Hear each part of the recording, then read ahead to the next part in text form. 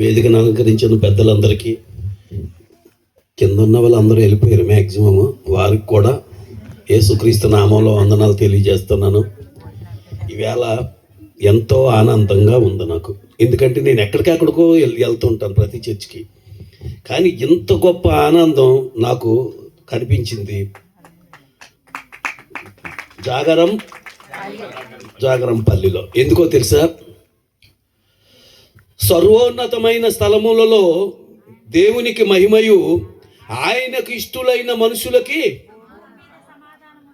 ఎక్కడ? భూమి మీద. ఎవరికి?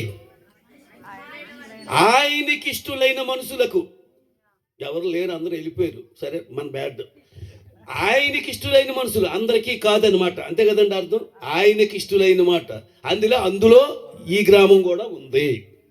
ఆ గ్రామములో మీరందరూ ఉన్నారు. మనకి అదృష్టం. ఇందాక వాక్యాలు చెప్పించారు చక్కగా. వాళ్ళు కరెక్ట్ చెప్పారా, తప్పు చెప్పారా, నిజం చెప్పారా అన్నది మనకు అనవసరం. వాళ్ళు చెప్పడానికి ట్రై చేశారు, అది గొప్పతనం. ఎవరమ్మా టీచర్ గారు? ఒకసారి రా.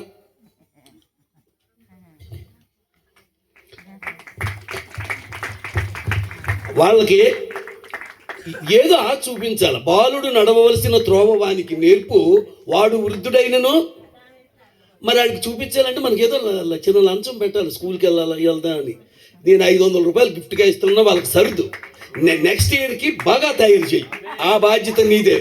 దానికి సంఘ కాపరత కాదు, నీదే బాధ్యత. నిన్ను అడుగుతాను నేను. బహుమానం, నేను లంచం అనలేదే, బహుమానం. మళ్ళీ వచ్చే సంవత్సరంకి ఇంకెక్కువ మంది చెప్పాలి, నేను చెప్తానని అనాలి. అది క్రిస్మస్ అంటే అర్థమేంటో తెలుసా? ఇచ్చుట, ఆరాధించుట. మీ ఇష్టం ఏదైనా అనుకోండి, నేనైతే ఇచ్చుట అంటాను. ఎవరిని ఇచ్చాడు దేవుడు మనకి? యేసుక్రీస్తు వారిని ఇచ్చారు. ఆయన ఈ భూమి మీదకి వచ్చి పరలోక రాజ్యం ఒకటి ఉందని, దానికి నేనే సాక్షినని ఇక్కడ సువార్త ప్రకటించారు 3.5 సంవత్సరాలు. అంతేనండి. ఆ సువార్త ఎవరికి అప్పచెప్పారు? శిష్యులకు, అపోస్తలులకు అప్పచెప్పాడు. అప్పచెప్పుతూ యోహాను సువార్త 17 అధ్యాయంలో అంటాడు, తండ్రి నీ యందు నేను, నా యందు నీవు, మన యందు వీరు. ఎవరు? 1, 2, 3 మీరొద్దు, ఇంకా ఇలాంటి సంఘ కాపరులు, వీళ్ళ యందు మీరు ఉందండి. దేవుని యందు ఆయన యందు దేవుడు, ప్లస్ మన యందు వీరు. ఎవరు?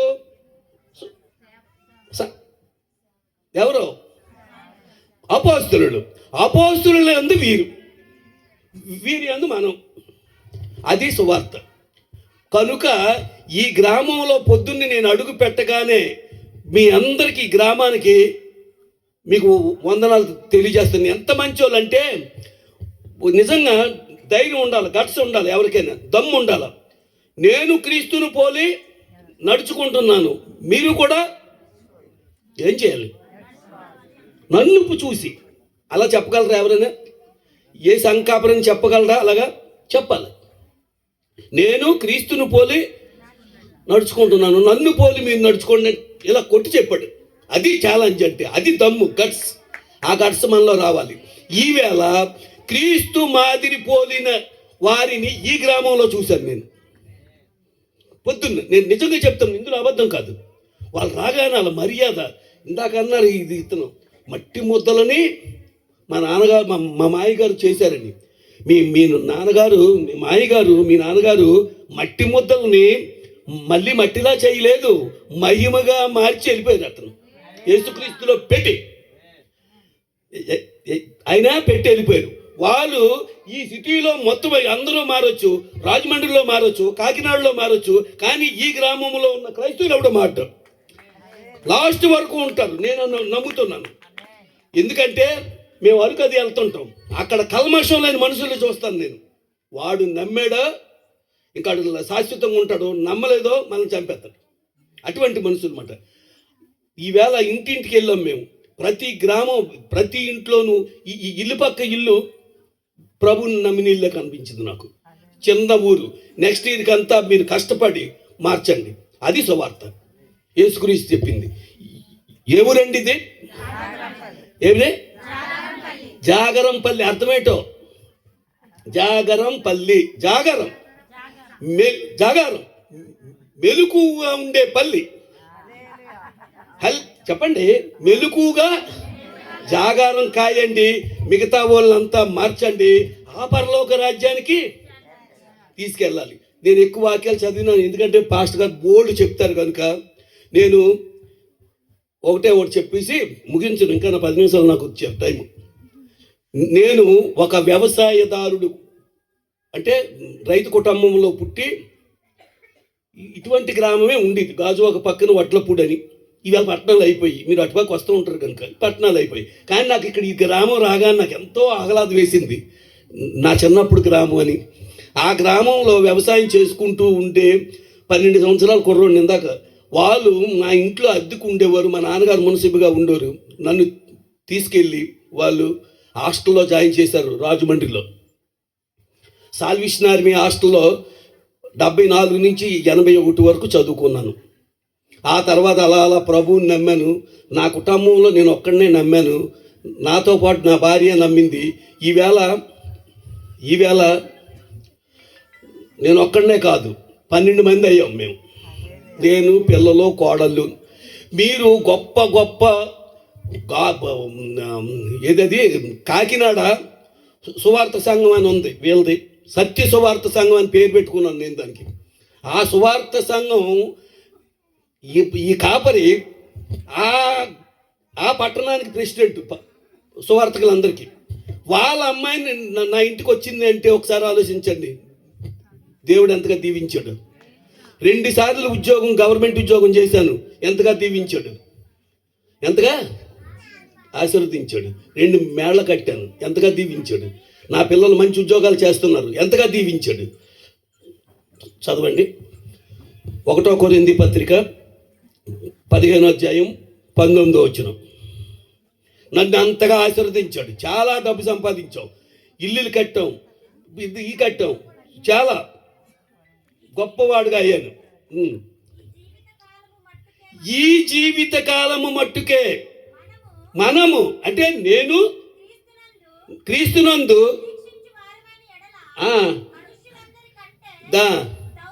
దౌర్భాగ్య ఎదవలన్నమాట. ఇప్పుడు మీకు అర్థమైందండి. నేను ఇప్పుడు ప్రభువుని నమ్మాను. నేను అడుగు వేస్తూ ఒక్కొక్కటి ఇక్కడ సంపాదించాను, ఈ లోకమంతా సంపాదించాను. ఏంటి ఉపయోగం? అప్పుడు నిజంగా క్రైస్తవున్నా నేను, నిజమైన మార్పు వచ్చినట్టు నాకు. అంటే నేను ఈ లోకం, నేను చెప్పే సాక్ష్యం ఏంటి? సాక్ష్యం ఈ మేళ్ళ కట్టాను, ఏసై నన్ను దీవించేశాడు.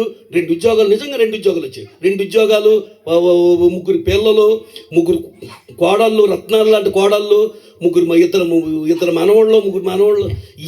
అభివృద్ధి కాదు. యేసునందు చదవండి, ఎఫెసీయులకు రాసిన పత్రిక 1వ అధ్యాయం 5వ వచనం. నిజమైన ఆశీర్వాదం యేసు ప్రభు భూమి మీదకి వచ్చాడే ఈవేళ. మనం అనుకుంటున్నాం కదా క్రిస్మస్ అని, ఆయనందు ఉందండి ఆశీర్వాదం. ఈ కావు ఈ మట్టి ముద్దలు, ఇవన్నీ మేడ మట్టి ముద్ద. ఒక 60 సంవత్సరాలు పోయి కొట్టేస్తాం. ఈ ఉద్యోగం ఒక 60 సంవత్సరాలు చేసి మానేస్తాం. ఇంత బియ్యం ఉన్నా, ఇంత ఆస్తి ఉందనుకో, గట్టి ఖర్చు పెడితే పోతుంది. కానీ యేసుక్రీస్తు వారు మనకి ఇచ్చింది అది కాదు. సువార్త చెయ్యండి, నేను చేశాను, మీరు చెయ్యండి. వీళ్ళు చేశారు, వీళ్ళ ద్వారా మీరు చేస్తున్నారు, మీ ద్వారా ఇంకొకరు మారండి. మీరు సువార్త సాక్ష్యాలు చర్చిలో చెప్తారు. అదే నీలబిందుల దగ్గర, ఏదో కొన్ని దగ్గర, అమ్మ రాత్రి కడుపు నొప్పి వచ్చింది, ప్రభుని ప్రార్థిస్తే పోయిందమ్మా అని చెవిలో చెప్పావు అనుకో, అది సాక్ష్యం. అదే సాక్ష్యం సంఘంలో చెప్పావు అనుకో, వాళ్ళందరూ నమ్మిన వాళ్ళ దగ్గర చెప్తే ఉపయోగం ఏంటి? సంఘంలో చెప్పు, ఏమని? యేసుక్రీస్తు ప్రభువారు నా పాపముల కోసం ఈ భూమి మీదకి వచ్చారు. యేసుక్రీస్తు దేవుని కుమారుడు. ఆయన ఈ భూమి మీదకి వచ్చి మరణించి దేవుడు ఆయన్ని లేపాడు. ఆయన అందు విశ్వాసం ఉంచితే నేను లేస్తాను. అది సాక్ష్యం. అర్థమైందమ్మా? చదవండి ఎఫెసీయులకు రాసిన పత్రిక 1:5. ఎట్లనగా తన ప్రియుని యందు మనకు అనుగ్రహించిన కృప మా కలిగినట్లు తన చిత్త ప్రకారమైన దయా సంకల్పం చొప్పున యేసుక్రీస్తు ద్వారా అర్థమైందండి. యేసుక్రీస్తు ద్వారా మనము కుమారులు. ఎవరి కుమారులమే? దేవుడికి. మనము పిచ్చి మొక్కలమే. పిచ్చి మొక్కల్ని దేవుడు యేసుక్రీస్తుకి అంటకట్టాడు. అర్థమైందా మీకు? కొద్దిగా లేట్ అయితే క్షమించండి. యేసుక్రీస్తుకి అంటకట్టాడు. ఆ పిచ్చి మొక్క మంచి మొక్క అయిపోయాం మనం. ఒరిజినల్గా ఇజ్రాయేలీలు దేవుని పిల్లలు, మనం ఆ పిచ్చి మొక్కలమే. ఆ పిచ్చి మొక్కను తీసుకెళ్ళి యేసుక్రీస్తుకి అంటగడితే కింద ఏదైతే అదే కదా వస్తుంది వాసన. సువాసన గల బతుకొచ్చాడు మనకి. అది ఆశీర్వాదం, దేవుని అంత ఆశీర్వాదం. ఇకపోతే యేసుక్రీస్తు మనకి ఏం చెప్పాడు? మీరు సువార్త చేయండి, సువార్త చేయండి అని చెప్పాడు. సువార్త అంటే ఏంటి అనుకుంటున్నారు మీరు? లాస్ట్ చెప్పేస్తున్నాను. యోధా పత్రిక 23వ వచనం చదివేయండి, ఆపేస్తాను. ఎందుకంటే నాకంటే పెద్దవాళ్ళు ఉన్నారు ఇక్కడ, క్షమించండి. మనం సువార్త ఎందుకు ప్రకటిస్తున్నాం తెలుసా? క్రిస్మస్ అంటే సువార్తే. నాకు నచ్చింది కాకినాడ నుంచి వచ్చిన మీకు అందరికీ అభిమానం చెప్తున్నాను. ఎందుకంటే సువార్త సంఘం మీది, సత్య సువార్త సంఘం. నిజమండి. డోళ్ళు డొక్కులు పట్టుకొని మొత్తం అందరూ వెళ్ళిపోతుంటారండి, ఎక్కడికో చల్లోని వెళ్ళిపోతుంటారండి. వాళ్ళ చూసి నిజంగా నేను దేవునికే మహిమ కలుగును కాక. చదవండి. సువార్త అంటే ఏంటనుకుంటున్నారు మీరు? సంఘ కాపర్లా కాదు, మీరు కూడా. ఆగు, ఇంక చాలు. మీ సువార్త అంటే ఏం చేస్తున్నారు? సువార్త చెప్పారు. ఆడు యేసు ప్రభు ద్వారా రక్షణ పొందాడు అంటే ఏం చేశారు? అగ్నిలోంచి లాగారు. అది క్రిస్మస్. అవునా? అది సువార్త. సువార్త మీరు ప్రతి సంఘ కాపర్లో చెప్పక్కర్లేదు, ప్రతి ఒక్కరు చెప్పాలి. సంఘాన్ని కాపరి కాస్తున్నాడు, గొర్రెలన్నీ ఉన్నాయి. సంఘ కాపరి గొర్రెలు కలిస్తేనే మంద పెరుగుతుంది. సంఘ కాపరి వల్ల మంద పెరగదు. సంఘం పెరగాలంటే మనమే చెయ్యాలి కిందండి. అమ్మా ప్రభు ఇదని మీరు సంఘంలో చెప్పకండి సాక్ష్యాలు. ఆ సాక్ష్యాలు బయట చెప్పండి పక్కాంకి. ఈ ఊరంతా మారాలి. నెక్స్ట్ పాస్టర్ గారు ఈ ఊరు మంచి ఊరండి. మీరు ఎన్ని కష్టాలు పడ్డారో కానీ వాళ్ళ మహానుభావులు మార్చారు. నేను రాగానే చూశాను వాళ్ళందరినీ మొక్కలు మంచోళ్ళు. వాళ్ళ జీవితం పోయినా మారరు, వాళ్ళ సోలాలతో పోల్చిన మారరు. వాళ్ళు క్రీస్తునందే ఉంటారు, క్రీస్తునందే మరణిస్తారు. ఆమేన్. యేసుక్రీస్తు నామంలో మీ అందరూ ఆశీర్వదించబడాలి. ఈ జాగరంపల్లి ఎప్పుడూ మెలకుగా ఉండాలి. మిగతా వాళ్ళందరినీ మార్చాలని ఆ ప్రభువును కోరుకుంటూ ఈ అవకాశం ఇచ్చిన పెద్దలందరికీ ధన్యవాదాలు తెలుపుతూ యేసుక్రీస్తు నామంలో మీ అందరికీ వందనాలు.